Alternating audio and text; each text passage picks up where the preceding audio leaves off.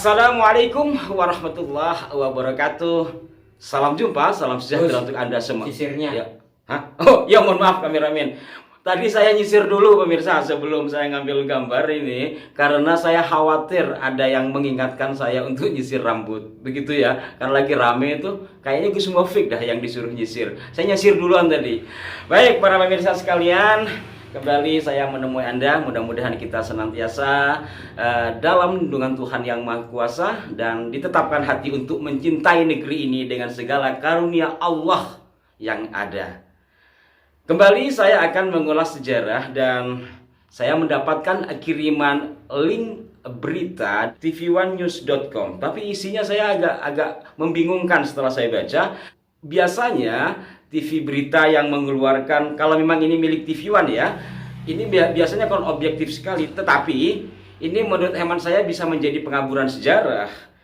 Isinya adalah tentang bagaimana kedekatan Bung Karno terhadap keturunan Arab yang di sini juga menyebut-nyebut tentang rumah proklamasi. Walaupun sudah pernah saya ulas, sedikit saya ulas kembali di sini.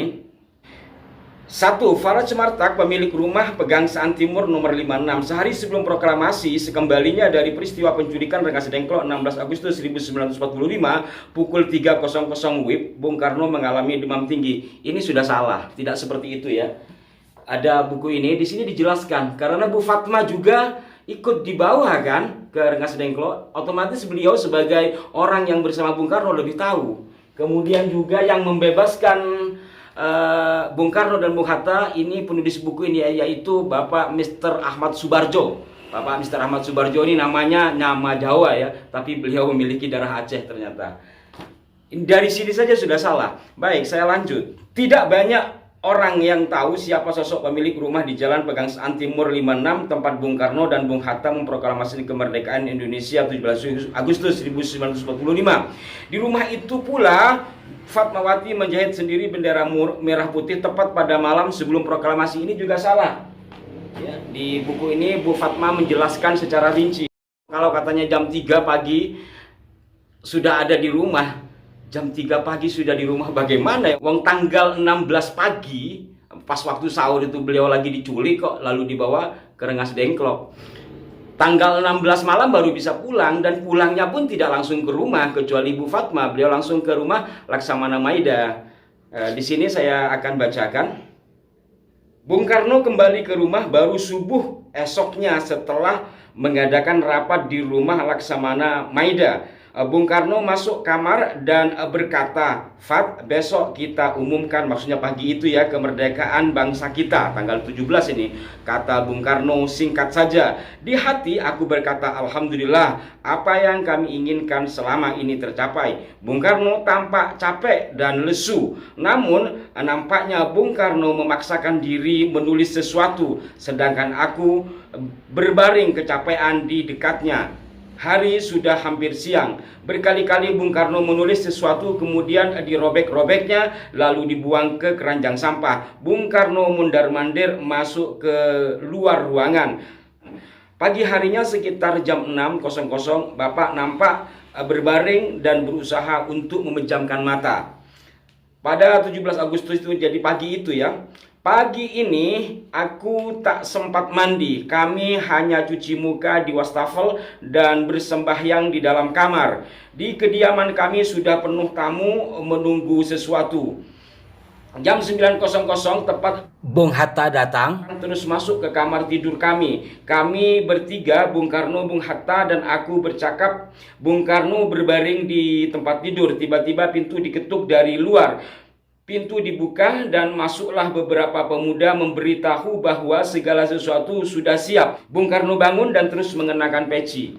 Ketika akan melangkahkan kakiku, dari pintu terdengarlah teriakan bahwa bendera belum ada. Kemudian aku berbalik mengambil bendera yang aku buat tatkala Guntur masih dalam kandungan 1,5 tahun yang lalu. Bendera itu aku berikan pada salah seorang yang hadir di tempat di depan kamar tidurku. Nampak olehku di antara mereka adalah Mas Diro atau Sidiro ex wali kota DKI, Suhud, Kolonel Latif, Hendra Ningrat. Segera kami menuju ke tempat upacara. Paling depan Bung Karno disusul oleh Bung Hatta, kemudian aku. Jadi bendera itu tidak dijahit pada malam itu. 1,5 tahun ketika Guntur masih di dalam kandungan, sampai akhirnya Guntur lahir kan, ketika diculik oleh para pemuda, oleh Sukarni ke Rengas Dengklok itu ya Guntur dibawa ke sana, bahkan sempat ketinggalan susunya. Ini apabila dikaitkan kepada ulasan tentang bendera merah putih, ini make sense kan, masuk. Artinya beberapa waktu sebelumnya sudah dijahit ketika Mas Guntur masih di dalam kandungan, yakni pada tahun 1944 ketika para pejuang kemudian mendapat izin dari pemerintahan Jepang untuk membuat bendera merah putih. Baik, saya kembali kepada ulasan tv1news.com edisi September 2022. Ditulis, malam sebelum proklamasi Bung Karno diserang demam tinggi. Sang tuan rumah yang mengetahui kondisi tamu tengah demam tinggi berinisiatif memberinya madu Arab. Disebutkan bahwa Bung Karno terbaring amat lemas di atas ranjang karena terserang malaria tertiana. Usai meminum madu yang diberikan Farah Cemartak, barulah ia beristirahat. Ini sangat-sangat ngawur, terus terang ya. Kenapa? Jelas-jelas malam jelang proklamasi itu Bung Karno tidak pulang ke rumah. Dari Rengas Dengklok hanya menurunkan Bufat pada malam hari itu, kemudian langsung berangkat ke rumah Maida dan pulang seperti yang disampaikan oleh Bufat sendiri itu subuh. Begitu juga Pak Ahmad Subarjo. Di buku Pak Ahmad Subarjo ini malah mengatakan Bung Karno dan beliau pada saat itu pulang jam 6 pagi.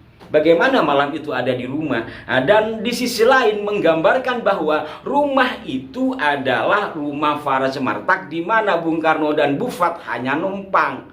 Ini kan ngawur sekali. Gimana ya TV One ini? Nah, di sisi lain ada informasi madu Yaman, madu Arab yang dikonsumsikan kepada Bung Karno, pemberian dari sang tuan rumah yakni Farah Cemartak.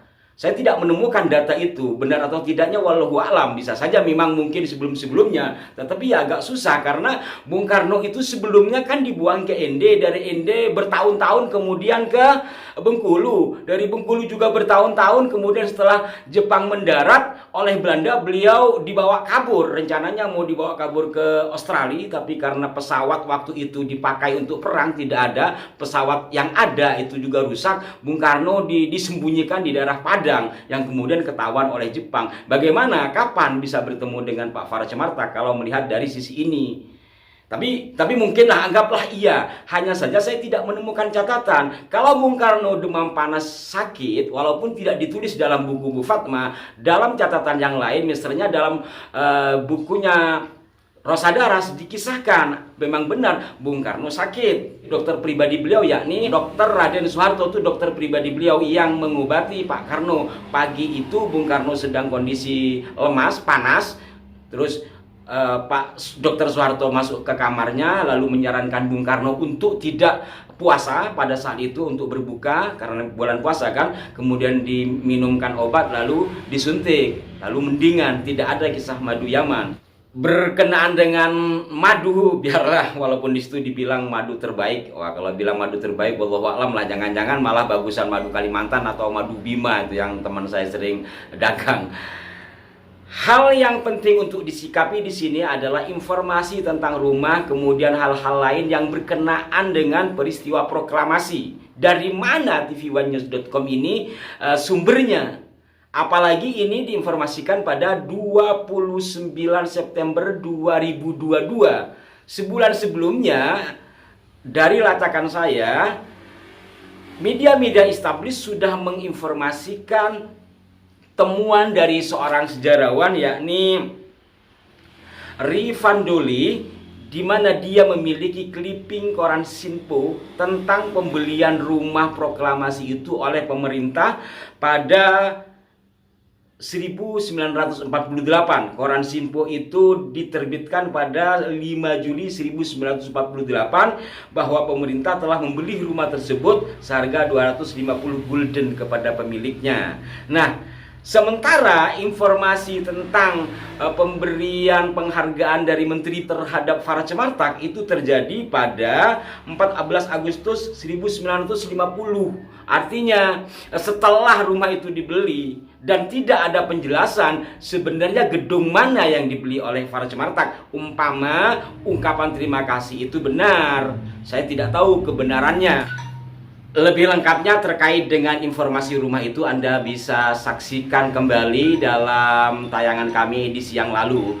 Namun gambarannya bahwa rumah itu adalah fasilitas dari Jepang, yang mencari adalah Pak Khairul Basri. Artinya beliaulah pelaku sejarahnya dan beliau yang menceritakan dalam bukunya. Andai pun nanti dibeli oleh pemerintah, karena memang itu bukan milik Belanda secara pemerintah, tetapi milik warga Belanda yang ada di Hindia Belanda, maka pantas dong untuk dibeli, sehingga kemudian rumah itu menjadi milik Republik Indonesia. Jadi bukan milik Faraj Martak apabila menelisik kepada sejumlah sumber itu. Sekali lagi silakan Anda untuk menontonnya agar lebih rinci. Dan terkhusus untuk tv1news.com, mudah-mudahan menonton tayangan ini mohon dikoreksi informasi terkait dengan hal ini agar jangan sampai terjadi pengaburan sejarah. Apalagi media-media online ini kan gampang untuk dikirim dan dibaca. Tidak semua orang yang membaca adalah orang-orang yang mengetahui atau melacak kebenaran apa yang diberitakannya. Sekali lagi mohon perhatiannya agar tidak menjadi pengaburan sejarah demi kelangsungan bangsa ini, demi murninya sejarah bangsa ini. Mohon maaf dan terima kasih atas perhatiannya. Sampai jumpa. Wassalamualaikum warahmatullahi wabarakatuh.